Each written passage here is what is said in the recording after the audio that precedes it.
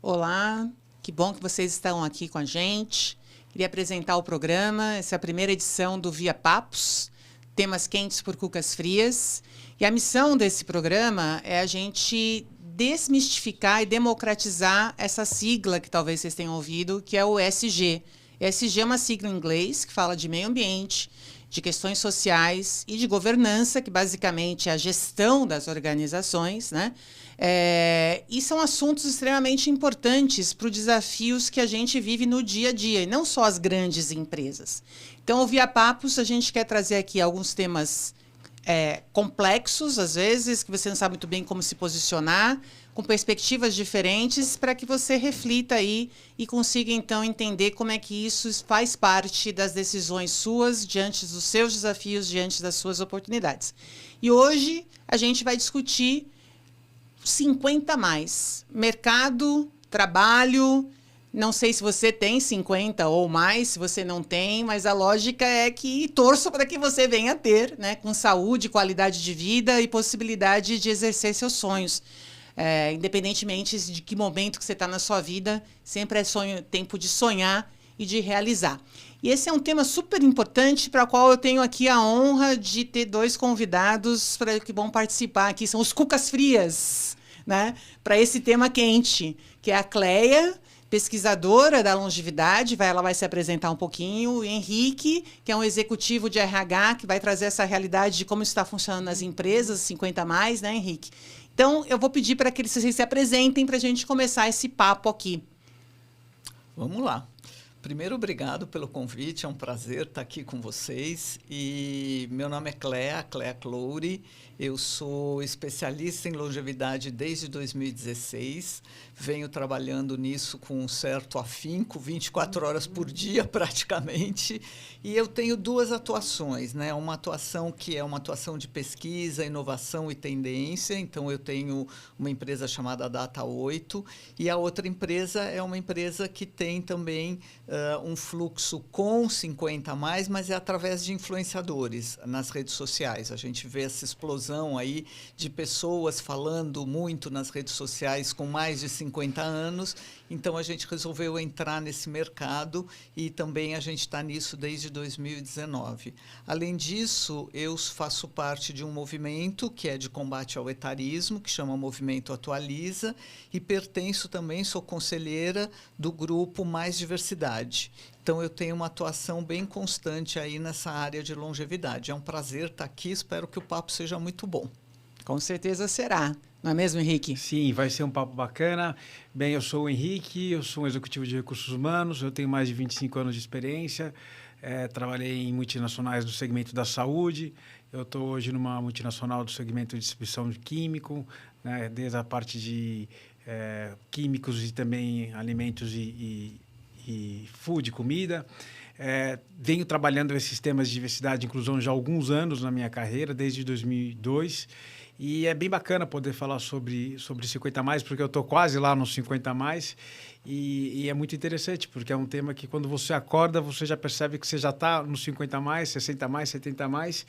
E é como você disse, né? Se você não foi, você ainda vai ser uns 50 mais ou uns 60 mais. Então, é um tema bastante pertinente. E que tem tocado bastante os temas de recursos humanos, de cultura, de inclusão e diversidade. Então, vai ser bacana esse bate-papo aqui. Legal.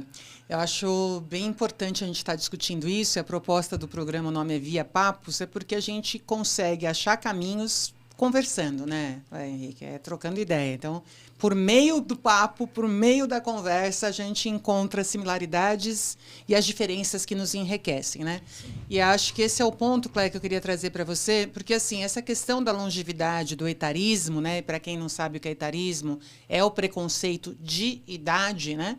E aí o etarismo poderia até ser um preconceito de idade dos mais jovens, ou dos mais velhos, né? O que a gente vê, talvez até existam os dois, mas a nossa pauta hoje aqui é os 50 mais, né? E por que essa é uma questão que eu acho importante a gente discutir numa perspectiva ampla, né? Quando eu trabalhava lá em 2005, 2004, 2005, quando eu comecei a me aproximar e trabalhei nas Nações Unidas, né? Eu lembro porque daí a gente começa a trabalhar com esses organismos multilaterais, você começa a ter uma visão mais ampla, né? A gente não está falando do João e da Maria, a gente não está falando da empresa A, da empresa B, a gente fala de um fenômeno socioeconômico e cultural que tem impactos globais, né? Que a gente não pode perder de vista o impacto para o João e para a Maria, né? Óbvio, mas a gente precisa ter uma abordagem macro, né? Essa é a proposta do programa. E nesse sentido, Cléia, o que assim me chamou a atenção, algumas pesquisas na época, porque eu trabalhei na OIT, que é a Organização Internacional do Trabalho, e etc., de como o mundo, a tendência, isso em 2005, é que a tendência que o mundo todo, com diferentes momentos dos países, mas a tendência é que o mundo se tornasse cada vez mais velho, mais maduro, mais idoso e mais feminino também, né? E eu fiquei refletindo sobre isso na perspectiva tanto do trabalho, como é que a gente faz, né? Aquela coisa de ficar esperando para se aposentar, as questões de desafios econômicos, quer dizer, o Estado, as aposentadorias, os sonhos, né? E aí a gente começa também a ouvir de um tempo para cá, né, Cléia, a questão da economia prateada, né? Mas espera aí, tem essa pessoa que tem a questão de demência, Alzheimer, precisa de assistência, mas tem essa pessoa que está movimentando mercados e tem o mundo ficando mais velho e mais feminino. Ajuda a gente um pouquinho, Cléia, para entender, é isso mesmo? O que os dados trazem nessa perspectiva? É isso mesmo, né? Tem muitos dados. Primeiro a gente fala que a longevidade é feminina, né? A longevidade, a mulher vive 7 anos a mais do que os homens, né? Então, realmente é isso, né? Até tem uma série no Netflix que é sobre as 5 zonas azuis, né? As Blue Zones. E hoje eu estava ouvindo um outro grupo que não tem nada a ver com longevidade dizendo, nossa, aquele lugar só tem mulheres, porque realmente as mulheres vivem mais do que os homens, né? Então, essa perspectiva, né, segundo a Organização Mundial da Saúde, nós estamos vivendo o século de velhice da humanidade. E é uma longevidade ativa, né? Quer dizer, as pessoas chegaram aí aos 50, 60, 70, 80 anos e muitas delas estão bem.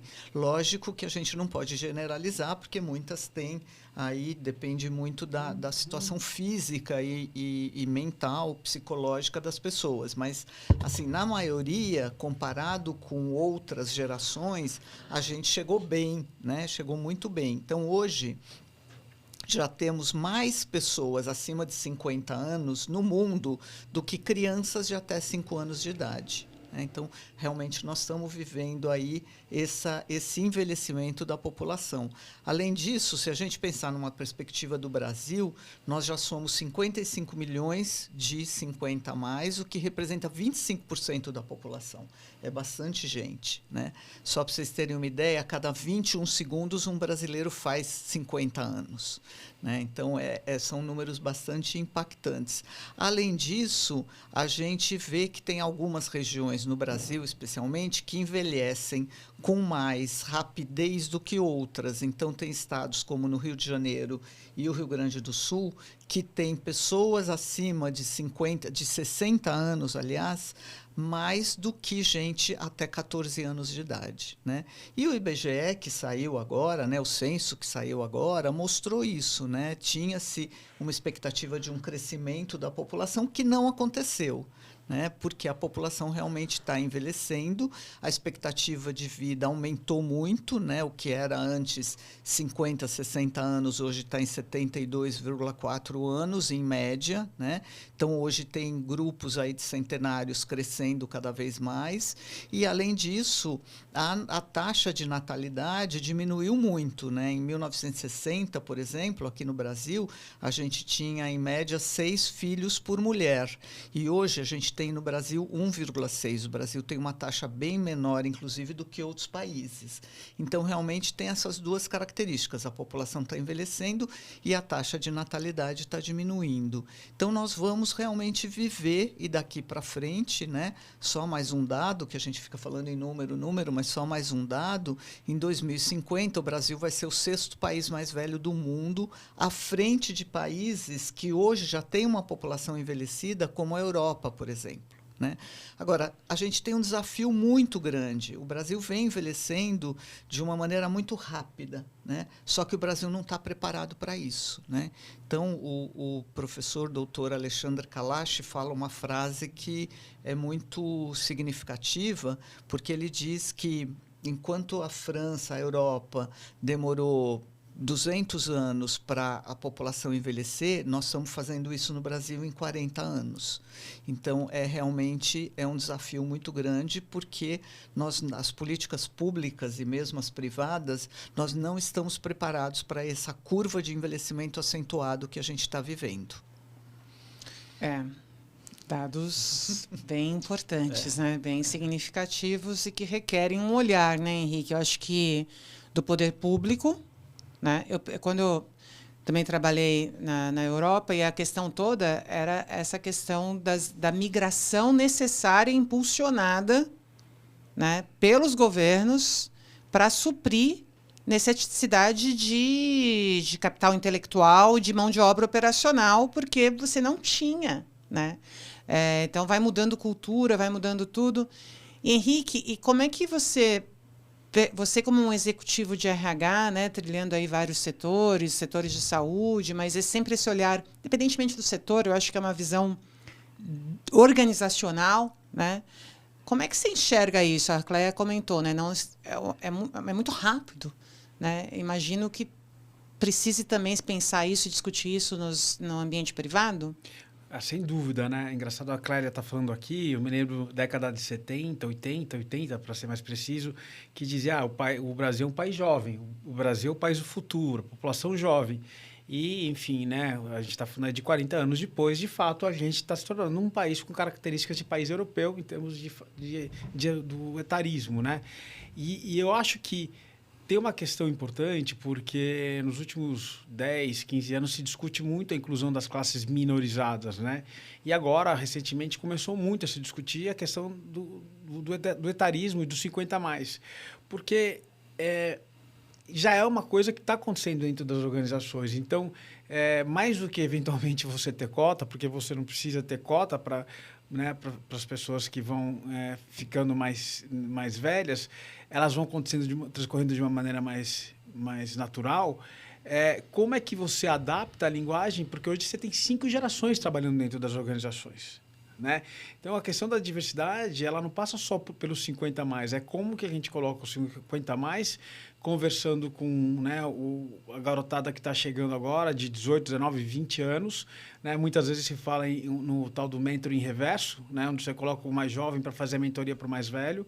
Mas o fato é que este é um tema que ele já está acontecendo, ele já está na porta das organizações. E eu vejo que a gente vai ter que aprender a se educar no dia a dia, porque não dá para preparar mais as organizações. O executivo está lá há 15, 20 anos, então o executivo começou com 30 anos, ele já está com 50+ dentro da organização. Como é que você consegue oxigenar e colocar essas gerações com, eventualmente, modelos mentais diferentes? Né? Eu digo eventualmente porque você pega muito cara de 50 anos que você fala, não é possível, né? Você pega um Caetano que tem 80 anos, se não estou enganado, você fala, esse cara tem cabeça de um cara de 20, 30 anos, né? Obviamente, ele é um artista, é um cara... Mas você vê isso muito dentro do mundo organizacional. Mas como é que você consegue fazer com que essas gerações se integrem, se interajam, se não viram uma torre de Babel? Então, eu acho que isso é um desafio interessante e tem uma oportunidade grande por aí, né? Um outro ponto quando a gente começa a discutir modelos de gestão com essas gerações novas e com a geração que está aqui de 50+. Então, modelos de carreira, né? A geração nova tem a expectativa de crescer rápido demais, a geração de 50+ tem a expectativa de também fazer trabalhos, eu digo também porque a mais nova também tem trabalhos com mais significado, trabalhos que tenham a ver com a experiência e com o que vão deixar como legado. Então, isso faz as empresas repensarem as propostas e aquilo que elas querem trazer para a organização. Recentemente, eu conversei com um executivo, 50+, 50 pouquinho mais, e falou assim, meu problema agora não é mais dinheiro. O meu problema agora é qual é o projeto que eu quero tocar. O que eu vou tocar, qual será a autonomia que eu vou ter, qual é a proposta que vocês têm para me apresentar, enfim, em termos de transformação. olha que bacana você estar, né, numa situação de vida onde a preocupação, e todos nós passamos por isso, já não é só a monetária, ou talvez a monetária já seja a segunda ou a terceira, mas o que vocês têm para entregar. E aí eu acho que talvez o profissional 50 a mais acaba se tornando um cara que uma vez dentro da empresa ele se torna mais engajado. Ele está lá por uma missão e por uma coisa de médio e longo prazo. Então, eu acho que isso faz as empresas também repensarem um pouco a proposta de valor que elas vão ter que apresentar para essa geração. E com isso talvez traga algumas reflexões diferentes até para a nova geração, né? Sobre o que é de fato importante dentro de uma carreira, o que é de fato importante dentro de uma empresa.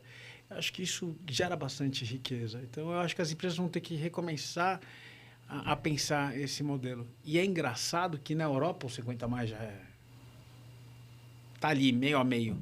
Né? Não é tanto novidade para os executivos. Então, você vê muito executivo, né, parte da economia prateada, eu sou um deles, até mais cedo do que uma parte da população, mas você vê essas pessoas lá também com um outro tipo de relação com o emprego. E eu acho que a gente vai começar a discutir a nova relação com o trabalho, né? Como é que você vê, Cléia, essas questões que o Henrique trouxe e essa que a gente estava conversando um pouquinho antes, né? Quer dizer, existe um 50 a mais? Assim, né? Porque o Henrique estava falando de começar a repensar, né? Como é que eu enxergo a questão do jovem, os jovens também querem propósito. Como é que essa questão da gente colocar as pessoas em caixinhas, congelar, e como é que isso pode ser desfeito e como trabalhar isso? A velhice é diversa, né? Assim, a longevidade cada um passa por seus momentos de vida que são muito diferentes, né? Então a gente muitas vezes nas empresas fala, eu quero falar com o público 50 a mais. Só que quem tem 50 é diferente de quem tem 60, 70, 80, 90, 100, enfim, né?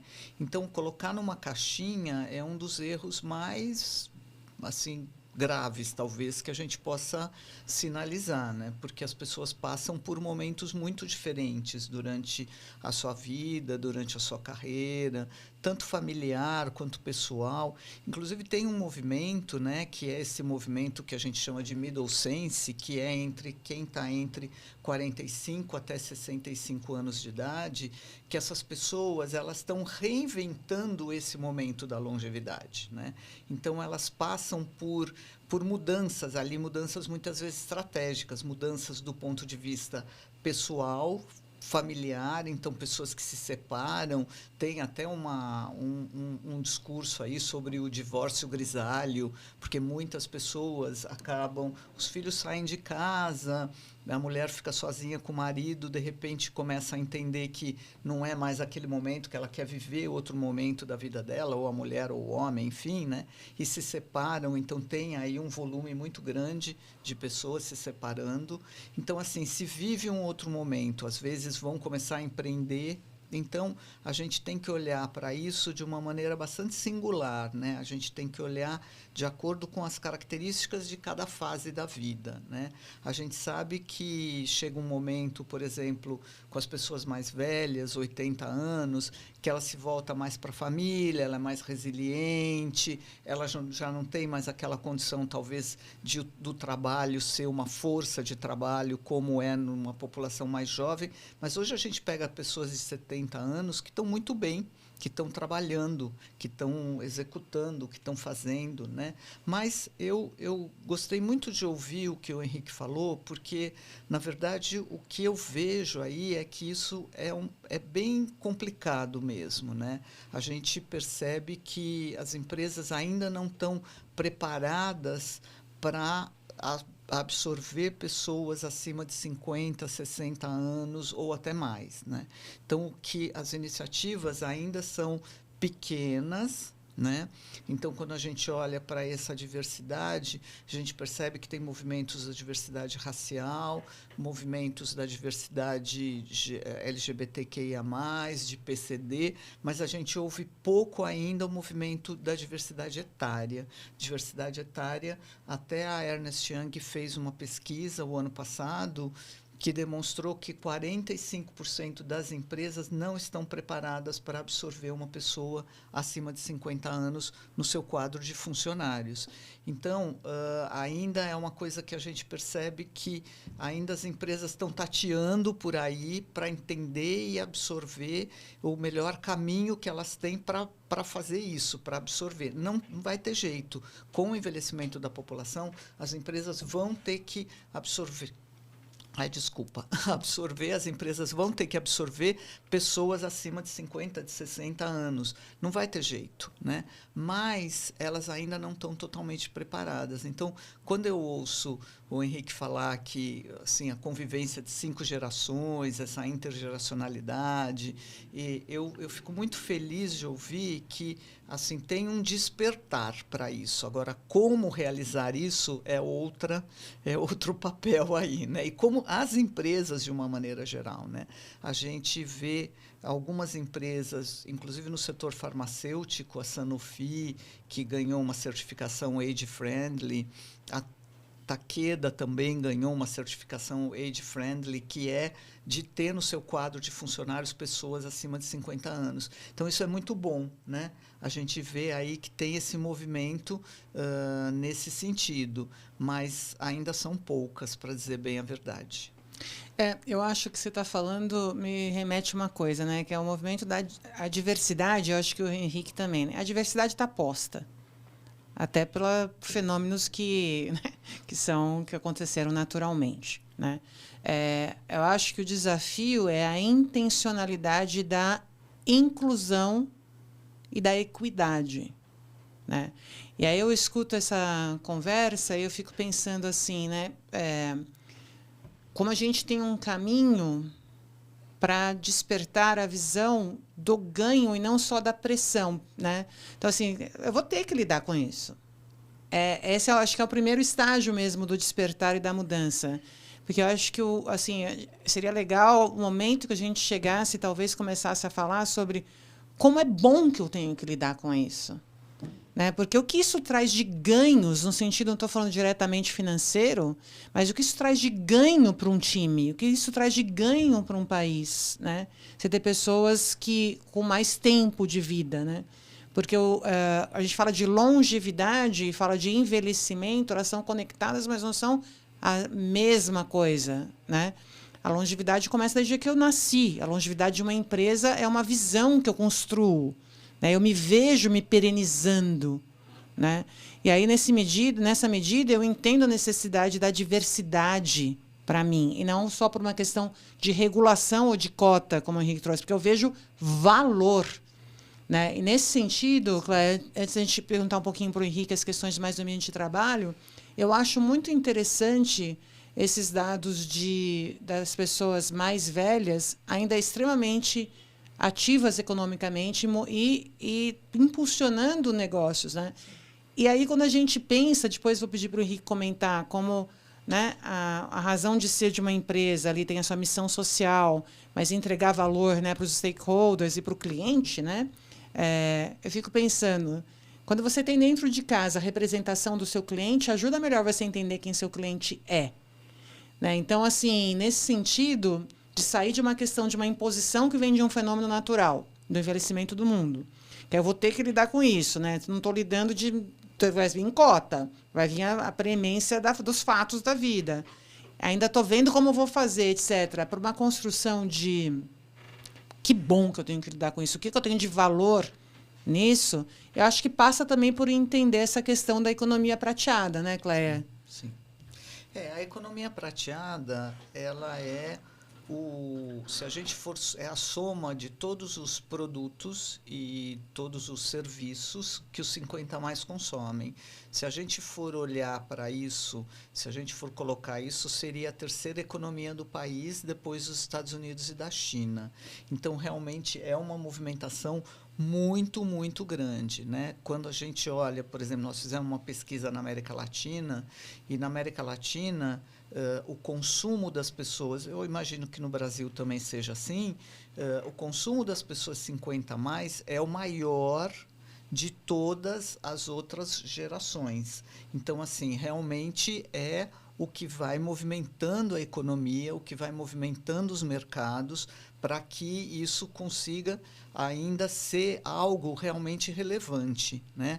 Porque a economia prateada está aí, veio e está se mostrando realmente assim algo que as pessoas têm que olhar, porque o consumo de alguns produtos, alguns bens, inclusive a pessoa, o Henrique acabou de comentar que ele conversou com uma pessoa que disse, dinheiro não é mais problema para mim, né? Então, quando você olha para isso, você diz assim, muitas vezes os 50 a mais, eles não estão necessariamente necessitando daquilo, eles podem viver melhor, eles podem fazer uma viagem, eles podem comprar um carro, eles podem trocar de casa. Nós fizemos uma pesquisa para o 5º andar, a maior parte das pessoas que têm imóvel para alugar são acima de 50 anos. Né? Até porque as gerações mais novas têm uma outra cabeça.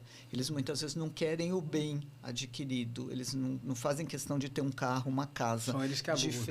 São eles que alugam. Diferente da geração que a gente está vivendo agora, né? A geração 60 a mais, ela foi uma geração dos baby boomers, ela foi uma geração pós-guerra que o bem maior dela era conquistar, eram as conquistas, era ter a sua própria casa, ter o seu carro, ter bens, né? E a geração, os milênios, já não tem mais essa característica. Então, a gente tem que olhar essa economia prateada como realmente algo muito relevante na nossa sociedade de consumo. Henrique, como é que você traduz aí para o teu dia a dia, a tua visão nas organizações? Eu acho que o desafio vai ser um pouco diferente, né, do que a gente tem quando a gente fala de inclusão das outras. Eu acho que vai ser como é que você atrai esses 50 a mais, né? É óbvio que eu não quero dizer, enfim, que a maioria, mas assim, o desafio é como é que você traz eles para dentro de uma organização quando, né, em sua grande parte, alguns já estão com a vida estabelecida, já sabem do que gostam e tem muito claro o que não gostam, né? Ou seja, não estão topando qualquer pacote, né? Quando eu digo pacote no geral, de contrato de trabalho. E esse vai ser um desafio, porque os 50 a mais, né, por tudo que a Clélia falou, ele não vai ser uma opção. Vai ser o que vamos ter para nos ajudar na economia, nas empresas. Então, é o que temos, né? E aí, como é que a gente cria esse ambiente onde ele tem muito claro o que ele topa, o que ele não topa. Quando você está no início de carreira, né? É aquele momento que você tem energia, você tem disponibilidade, que você quer fazer de tudo, que você quer aprender, né? Tudo é aprendizado, tudo é possibilidade, tudo, né? Quando você está com 50 a mais, você também tem muita energia, né? E até outro dia eu estava conversando com um amigo, aquele sinal que você tem nos estacionamentos do senhorzinho com a bengala, que não precisa acabar, precisa arrumar uma outra maneira de acabando, de criar uma simbologia para aquilo. Né? O meu pai tem 74 anos de idade, enfim, ele tem mais energia do que eu várias vezes. Como é que a gente cria hoje um ambiente, ou como é que a gente vai criar um ambiente onde esse cara com 50 a mais já tem muito claro tudo aquilo que eu já comentei com vocês? Esse é o desafio. Né? Porque daqui poucos anos, né, menos de uma década, vai ser a mão de obra que a gente vai ter disponível e qualificada para trabalhar com a gente. Quando eu digo qualificação, não é qualificação só acadêmica, é experiência mesmo. Né? Porque qual é a escola que esse cara passou, né, independente da formação, que vai trazer essa experiência que a gente teve. Né? Você imagina que essa geração que vai se tornar 50 a mais, né, a geração dos nossos pais, foi a geração que passou pela alta inflação. Né? Uma cabeça excelente para lidar com crise, com pressão, com volatilidade, né? Coisa que a minha geração ainda não tinha passado. E a minha geração, essa geração passou agora por uma crise pandêmica, né? 3 anos dentro de casa, com uma incerteza enorme. A gente não sabia o que ia acontecer com a economia, a gente ainda está sofrendo as consequências dessa pandemia. O que essa geração não vai ter de experiência acumulada para os próximos anos? Né? E é uma geração que, de uma certa maneira ou outra, aprendeu a se digitalizar de maneira muito forçada e rápida. Né? E não é essa só, né? A geração dos meus pais também, que meus pais têm 70 e poucos anos de idade, muitas das coisas que eles não faziam virtualmente, eles fazem, né? Inclusive as reuniões, enfim. Então, assim, é o que a gente vai ter para contar. Talvez a gente não tenha as próximas gerações. Talvez as próximas gerações estejam num outro momento de vida, em um outro modelo de trabalho. Então, as empresas vão ter que encontrar maneiras de atrair. Já não vai ser mais ter que receber. Vai ser como é que eu consigo reter e atrair essa geração. E eu não sei se a gente ainda está, se a gente já percebeu isso, né? Isso é uma discussão que vai ter que começar daqui a pouco, porque daqui a pouco você começa a sentir falta de pessoas com experiência, de pessoas com as qualificações sejam as quais necessárias, e a idade já não vai ser mais uma discussão. O que vai ser uma discussão qual é o ambiente que eu estou criando para as pessoas ficarem dentro da organização. Hoje em dia se discute muito, né, a questão do trabalho híbrido e virtual, que acabou, o que era sem discussão, que não era um ponto de discussão, hoje é um ponto de discussão, né? Sim. A gente não imaginava 4 anos atrás, assim, onde a senhora gostaria de trabalhar? De casa ou tudo bem, a senhora vinha até aqui no escritório da Paulista só 5 vezes? Não tinha essa... contrato, Hoje a gente já discute isso, né? Então, eu acho que muito rápido isso vai acontecer com 50 a mais, a gente vai ver isso. Porque, às vezes, o sonho da pessoa eu quero acumular riqueza para parar de trabalhar para os outros. Não tem essa discussão? Tem. Como é que a gente vai fazer isso com 50 a mais? Inclusive tem um lado que se fala muito, que é um pouco você perder, as empresas perderem aquela experiência daquela pessoa que se aposentou. A pessoa adquiriu uma experiência durante anos que ela trabalhou naquela empresa e ela se aposenta e ela leva aquilo com ela, né? Como ela transfere esse conhecimento dela, se eventualmente ela quer sair da empresa, qual é o papel da empresa em reter aquela pessoa para que aquela pessoa possa transferir aquele conhecimento dela ou continuar com aquele conhecimento dela que foi acumulado durante anos ali, né? Então a gente vê muito isso também, vê muito essa discussão, né? Porque é importante isso, né? Essa fuga de sair e levar todo o conhecimento que adquiriu, né? Então, são desafios. E isso me traz um ponto que eu acho interessante, que é para inovação e desenvolvimento organizacional e cultura para inovação. Por quê? Porque eu lembro, tempos atrás, que se discutia muito gestão do conhecimento, não numa perspectiva só de colocar num vídeo, mas a gestão do conhecimento numa perspectiva para as organizações que aprendem, né? De maneira exponencial. Sim. Exatamente, o Peter Senge, aquela discussão toda. E como é importante você saber aonde está o conhecimento, que tipo de conhecimento você precisa, não necessariamente reter a pessoa, né? Mas você reter este conhecimento de alguma maneira, mas reter não, porque você tem que fazer ele circular, né? Você tem que fazer ele circular nas organizações, nas trocas, porque isso vai impulsionando, né, a organização a aprender por meio das trocas, né?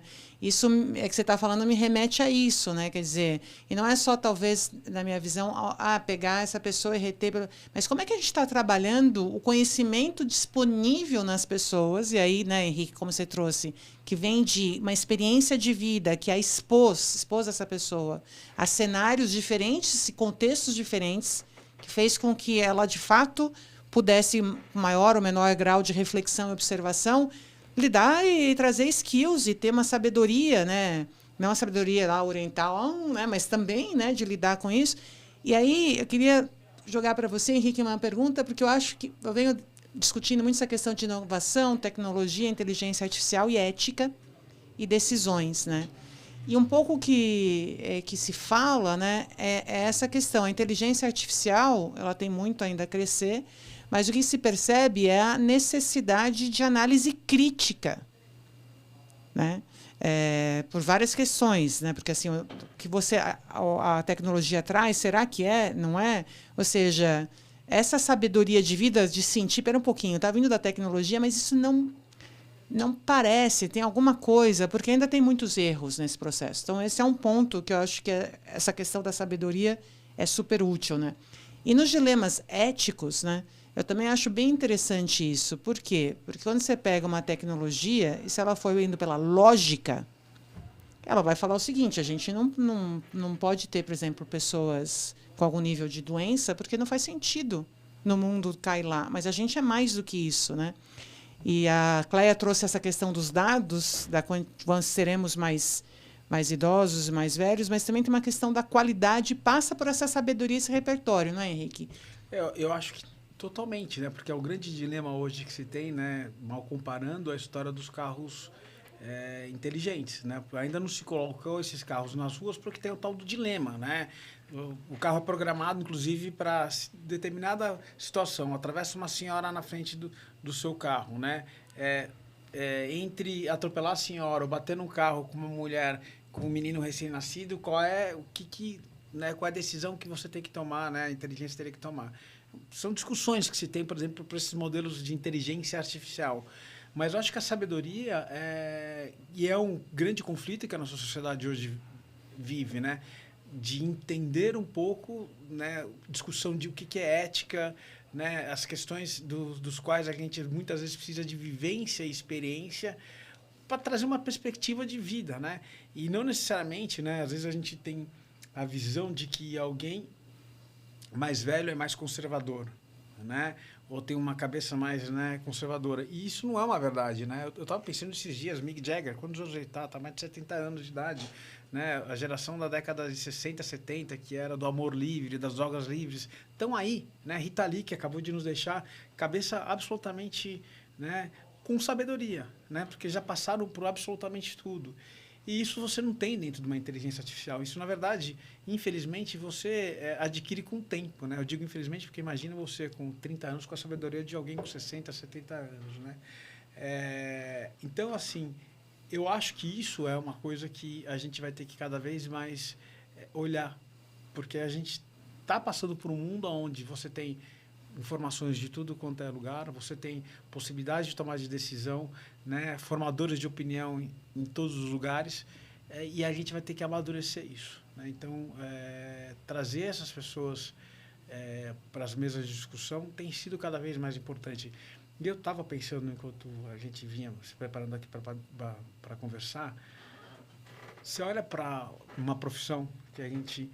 Os políticos, senadores americanos, nossa Assembleia aqui, a quantidade de pessoas com mais de 50 anos. Sim. Eu acho que são profissões... A profissão de político é uma profissão que mais recebe pessoas com mais de 50 anos. Aqui não discutindo questões, enfim, políticas ou não, porque entendo que se necessita uma certa sabedoria para lidar naquele ambiente. Experiência. Né? Uma boa experiência para aquele ambiente. E eu acho que isso isso está acontecendo.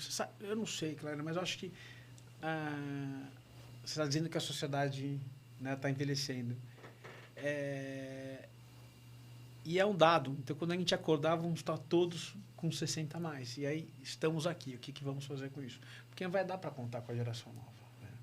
Eu nem sei se a geração nova, muitas vezes, quer trabalhar nesse modelo que a gente tem, econômico que a gente tem hoje. Sim. E aí, como é que faz? A gente muda o modelo de uma hora para outra? Não vai dar, vai ter que ter um processo de transição, Sim. né?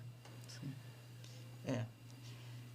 É um desafio, né? É uma coisa que a gente vai ter que lidar, porque isso é um dado mesmo, né? É uma situação que ela está aí, né? A gente estava falando antes um pouquinho do Brasil é um país jovem, a inversão da pirâmide está aí, né? Vai ser cada vez mais uma pera e não mais uma pirâmide como era antigamente, né? Então, vai ter que entender aí como é que a gente vai absorver essas pessoas com mais de 50 anos dentro das empresas, ou se as pessoas que estão lá, então hoje quem tem 30, quem tem 40, não vai mais ter aqueles programas de aposentadoria planejada como tinha antigamente. E se não tiver mais aposentadoria? E se as pessoas vão continuar trabalhando até o momento em que elas decidirem parar por elas mesmas, né? Então, porque o que a gente ouvia muito antigamente era que, especialmente algumas instituições, como instituições financeiras, que tinha o programa de aposentadoria, né? O tal do PPA. E aí você chegava numa determinada idade, você já não era mais promovido, porque você ia se aposentar daqui a alguns anos, e aí tinha toda uma preparação. Então, com 50, 60 anos, você não podia mais ficar na empresa, você tinha que sair de qualquer maneira. Eu acho que isso é uma tendência a mudar, né? Eu tenho a impressão de que as pessoas talvez assim, tem muito essa discussão, né? Uma discussão um pouco teórica ainda, mas tem muito essa discussão. E se as pessoas não se aposentarem mais, né? Se elas simplesmente continuarem dentro das empresas, trabalhando, colaborando, contribuindo e tendo essa capacidade que a gente está falando, e também pararem quando elas quiserem, é uma decisão delas, né? Não sei, eu tenho a impressão de que talvez isso seja uma situação que vai acontecer. Né? Eu concordo. Eu acho que o dilema vai ser, daqui a alguns 10 anos, como a gente faz para reter essas pessoas. Porque, de novo, né, quando a gente olha para empresas, isso eu falo o tempo todo, né, independente do nível que você está dentro de uma organização, em países como o Brasil, quem trabalha hoje dentro de uma instituição privada, numa empresa, é topo da pirâmide econômica. Sim. Sim. Né? Então, assim, quanto mais alto na hierarquia que está, mais topo da pirâmide, né, econômica ela é.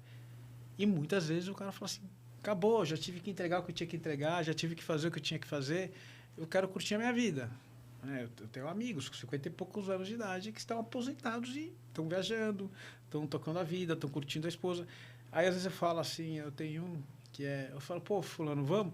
Pô, italiano, eu tô curtindo ele me chama italiano, eu tô curtindo a minha mulher, eu tô viajando, outro dia tava em Istambul. Liguei para ele, tava em Istambul, aí mandou a foto dele do lado da mulher dele, com 56 anos de idade. Então, assim, como é que você vai começar a reter essas pessoas? Né? Como é que a relação de trabalho vai se dar? Isso, eu acho isso perfeito. A gente teve esse programa, né, o Via Papos, que está discutindo uma situação mais, um tema, de uma perspectiva mais macro, mas a gente tem o SG para você que discute ali a questão na perspectiva do indivíduo. E é nosso convidado, né, que é o Ricardo Maicotti, se fiquem atentos aí para assistir também o SG para você, ele trouxe isso, que ele queria se aposentar, ele se programou para se aposentar com 24, ele já entendia que ele queria se aposentar com 54, 55, fez a vida dele nesse sentido. Mas eu acho interessante porque é exatamente o que você falou, Henrique. Não é que, na verdade, ele não queria mais trabalhar ou contribuir, né, ou colocar a energia dele criativa, produtiva na sociedade. Ele queria, mas ele queria ter as escolhas. Ele queria ter mais escolha no que ele ia se envolver, colocar a energia dele, que tipo de formato de trabalho e relação que ele ia criar, né, com quem essa relação ia ser criada, né? Então ele queria ter mais escolhas, né?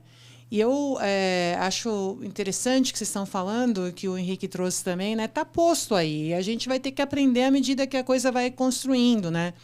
E o que você traz também, Cléia, de novos modelos, né? Então, e aí me vem na minha cabeça, já a gente caminhando aqui para o finalzinho do nosso papo, mais um pouquinho aí, mas me vem na cabeça um pouco de, primeiro, né? A cultura oriental. A cultura oriental, eu lembro uma historinha que fala assim, não, que o pessoal oriental ele acha engraçado essa coisa de meditação do ocidental. Não, vou meditar. Então, agora eu vou meditar. Não existe isso. Porque a meditação é 24 horas por dia, porque é um nível de presença e consciência. Então, não diz agora eu vou sair, não posso conversar que eu estou meditando. Você está sempre em meditação, na perspectiva ocidental. Por quê? Porque você está sempre em conexão profunda com você mesmo e com o ambiente, porque você está num nível altíssimo de consciência e de presença. E isso sinaliza o quê? A sua capacidade de agir conforme vem a coisa, mas não de forma reativa, trazendo toda a sabedoria que vem na perspectiva de experiência de vida, né? Estando presente, ouvindo e falando, né? E, nesse sentido, é interessante também, porque as pessoas mais velhas nas culturas orientais, elas têm um papel na sociedade. Elas têm um papel na sociedade que é delas, que vem porque elas alcançaram, porque elas envelheceram, né? E aí, Henrique, passando aí para você e depois para a Cléia, eu acho muito interessante o que você falou, e que a Cléia também trouxe da curva acelerada, porque a gente ainda talvez não tenha referências desses papéis. Ou os papéis estão mudando, né, Cléia? Porque antigamente, pensando, né? O que era uma pessoa mais velha? Era uma pessoa que estava cozinhando peixe, né? Quem é de origem portuguesa, né? Fazendo comida, estava em casa, cuidando dos netos, dos bisnetos, né? Geralmente não tinha um autocuidado tão grande, não tinha tanta vida social externa. E eu acho interessante isso, porque a gente vai criando novos modelos, né? E a partir do momento que a gente vai criando novos modelos, a gente vai percebendo que a gente tem possibilidades diferentes de ser e estar no mundo, né? E o nosso convidado, o Ricardo Maicotti, do SG para você, ele comentou isso, né? A gente não precisa jogar um jogo só. Existem muitos jogos para serem jogados. Eu não preciso um jogo de futebol lá, tem o de várzea, tem não sei o que, tem muitos jogos. Então, acho que talvez a gente esteja despertando para outras modalidades que vão estar na Olimpíadas, Cléa. Eu acho que tem um lado aí que é interessante, né, que você falou. Eu acho que a cultura oriental, ela tem um respeito à experiência e à sabedoria das pessoas mais velhas, né? E a gente não tem isso, né? Não porque as pessoas mais velhas não tenham sabedoria ou experiência, mas é porque a nossa cultura tem uma hipervalorização da juventude. Então, tudo que é belo, tudo que é vivo, tudo que é a cultura da juventude, e as pessoas perseguem essa juventude, mesmo estando mais velhas, elas perseguem essa juventude através de várias, enfim, técnicas. O Brasil é campeão em cirurgia plástica, as pessoas fazem milhares de coisas para permanecer com a aparência mais jovem. Então, a gente vive isso, né? O que eu acho interessante é que isso talvez mude, porque, inclusive, a gente tem... O etarismo vem daí, né?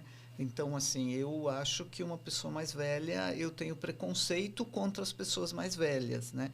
O etarismo não é só contra as pessoas mais velhas, mas ele se revela mais contra as pessoas mais velhas, né? Então, você ouve as pessoas dizendo o tempo todo que não dá atenção porque aquela senhorinha falou tal coisa, ou mesmo coisas normais, assim, você não aparenta a idade que tem, né? Mas por que eu não aparento a idade que tenho? Eu quero ter a idade que eu tenho, né?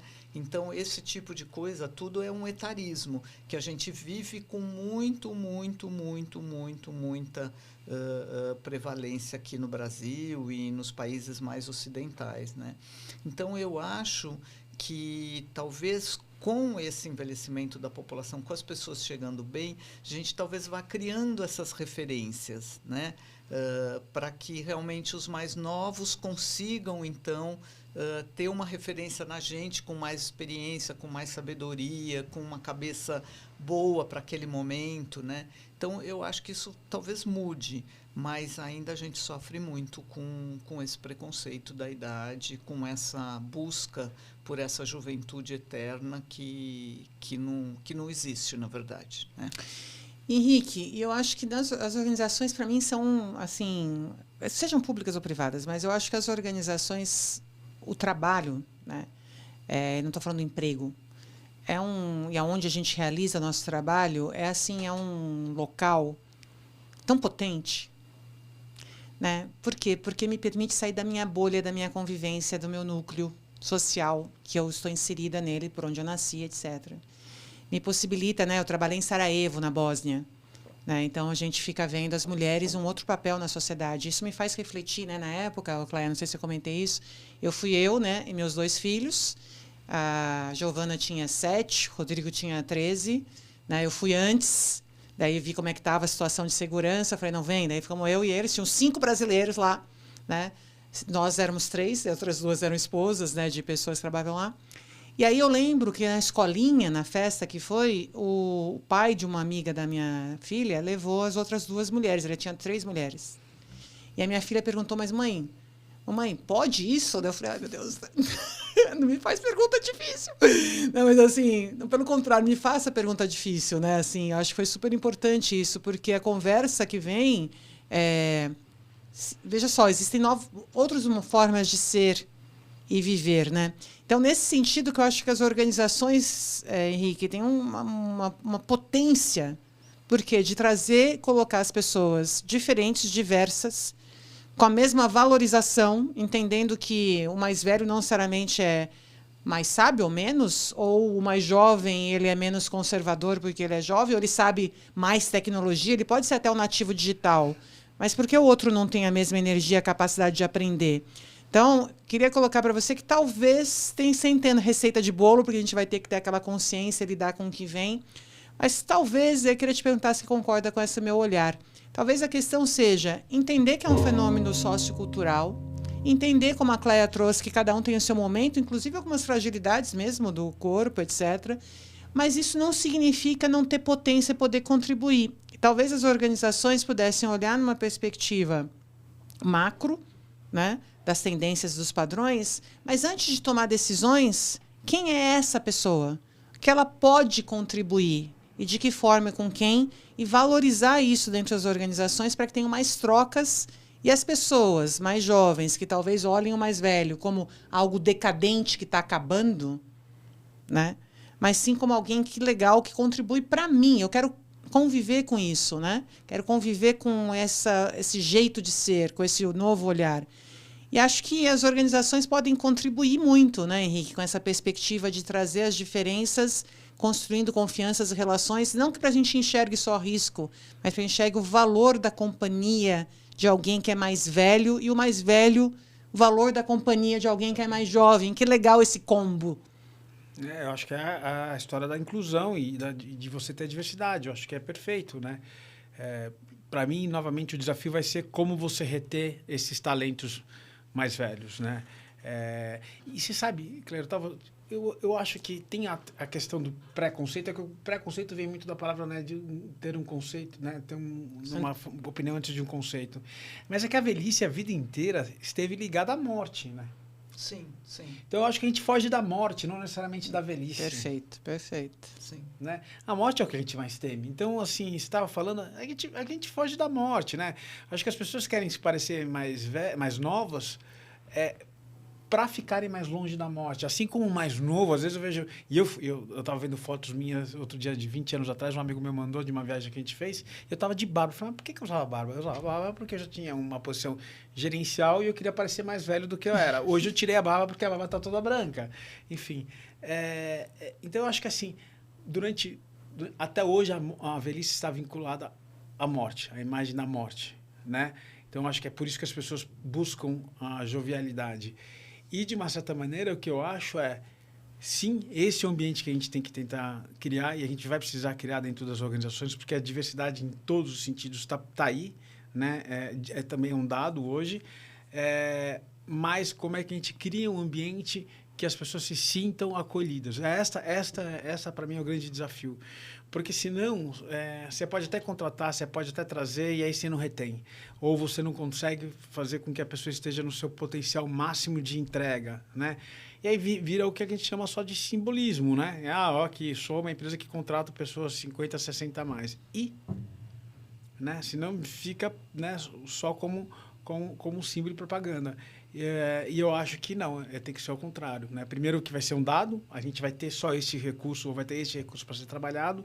E segundo, como é que eu faço este talento se sentir à vontade querendo ficar dentro da organização?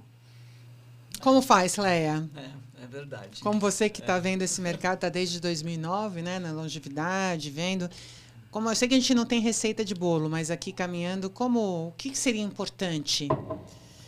Eu acho que o que é importante hoje é olhar essa diversidade etária, né? É conseguir lidar com essa diversificação primeiro, né? Que a gente já falou aqui, né? Cada um vive um momento, né? Cada idade tem ali os seus desafios, tem as suas oportunidades. Eu acho que essa coisa do intergeracional, como você colocou, como o Henrique colocou também, é muito importante, né? Hoje você vê aí realmente, às vezes, 5 gerações convivendo no mesmo ambiente. Em casa a gente vê vó, bisavó, mãe, filho, neto, enfim. Então tem aí muito essa intergeracionalidade.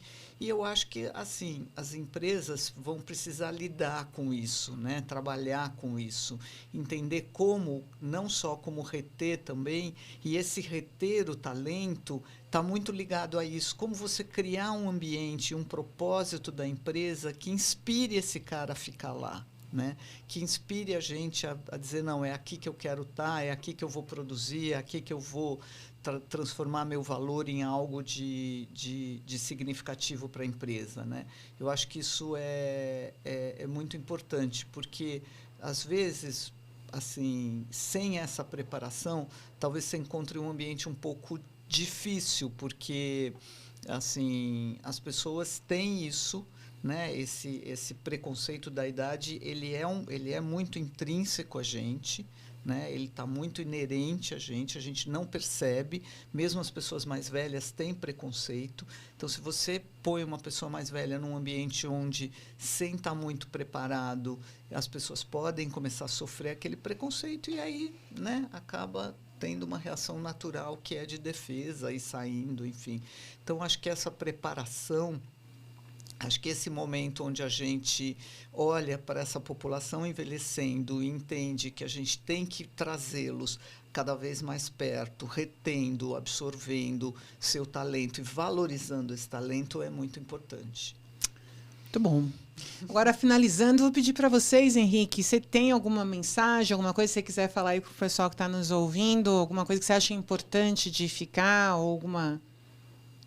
Eu acho que a mensagem é: abrace a diversidade, porque, né, idade todo mundo vai ter, né? Já sofreu, né, necessariamente o preconceito do etarismo, ser jovem e ter a primeira oportunidade de carreira, né? Que era difícil. Qual a experiência que você tem? Então, me diga qual a experiência que você tem. Aí eu sempre brincava, se for para as pessoas terem experiência na vida para ter oportunidade, ninguém seria pai nem mãe pela primeira vez na vida. Não é isso? Verdade. Você já foi pai antes? Não foi, então não dá para você então ter não pode filho. ser. E a mesma coisa vale. E a mesma coisa vale agora, né, para esse momento que a gente está discutindo, né? É a gente abraçar a questão de diversidade e se divertir um pouco com isso, né? Porque quando você coloca, enfim, as diversidades e as diferenças, é onde as ideias surgem, é onde os pontos de vista diferentes acontecem, é onde você consegue, enfim, né, multiplicar em vez de só somar. Então, eu acho que é olhar isso por uma oportunidade e não como uma ameaça, porque muitas vezes a gente está olhando como uma ameaça. Você olha a ameaça cota, você olha a ameaça, enfim, agora a questão do etarismo, né? Porque, e aí, onde é que fica o meu emprego, onde é que fica a minha situação? Não, são oportunidades. E aí, quando a gente tem essa mentalidade da abundância que tem para todo mundo, as coisas fluem de uma maneira bem mais tranquila, né? Que bom, que bom. Para mim, eu acho que é dar protagonismo para as pessoas maduras, né? A gente precisa começar a olhar não só do ponto de vista de quem está envelhecendo e por isso não tem mais nada a contribuir para a sociedade, mas é o contrário, né? É dar protagonismo, é dar voz. A gente tem uma frase que a gente sempre diz que é dar voz, vez e valor para as pessoas acima de 50 anos. Então, acho que isso é importante. É importante que a gente olhe para esse envelhecimento da população, mas não só como um número, mas sim como as oportunidades que estão aí, que podem surgir, trazendo um novo momento para a nossa vida, um momento diferente daquele onde talvez a juventude fosse algo muito, muito, muito, muito, muito valorizado. Então, vamos começar agora a olhar essa diversidade, vamos começar a olhar essas pessoas maduras, dar protagonismo, dar voz, vez e valor para eles, que é eles que vão estar aqui, eles que vão fazer a nossa sociedade, eles é que vão movimentar a nossa economia. Pô, adorei. Então, assim, eu não tenho mensagem nenhuma minha, vou só repetir a dos dois, que é abraçar a diversidade, se divertir nesse processo para você ter alegria, né? Alegria ao abraçar a diversidade e dar voz, vez e valor aos 50 a mais. Então, fica a minha pergunta para você, meu convite para que você reflita em que medida você está dando voz, vez e valor às pessoas mais velhas na sua vida.